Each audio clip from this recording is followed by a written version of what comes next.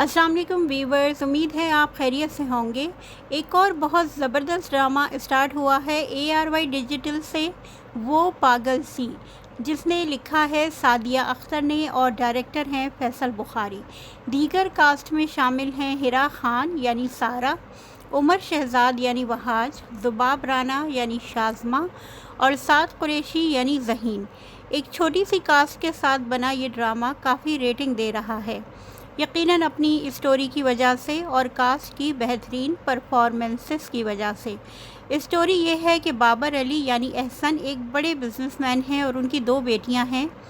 उनकी एक सेक्रेटरी है शाज़मा और उसका बॉयफ्रेंड वहाज उसको उकसाता है कि अपने बॉस से शादी कर लो। एहसन की वाइफ का इंतकाल हो चुका है और उनकी बेटियों की परवरिश की है उनकी आया ने। शाज़मा वहाज के उकसाने पे एक सीन क्रिएट करती है कि ऑफिस से देर से घर जाने पे उसकी मंगनी टूट गई और महल्ले वाले सामान उठा के बाहर फेंक रहे हैं। बीमार भाई है, वो कैसे हालात को कंट्रोल करे और उसकी माँ एहसन साहब से कहती हैं कि आप शाज़मा से शादी कर लें और वो एक अच्छे दिल के इंसान हैं। हमदर्दी में आके शाज़मा से ठीक उस दिन निकाह कर लेते हैं जब उनकी बड़ी बेटी की मेहंदी है।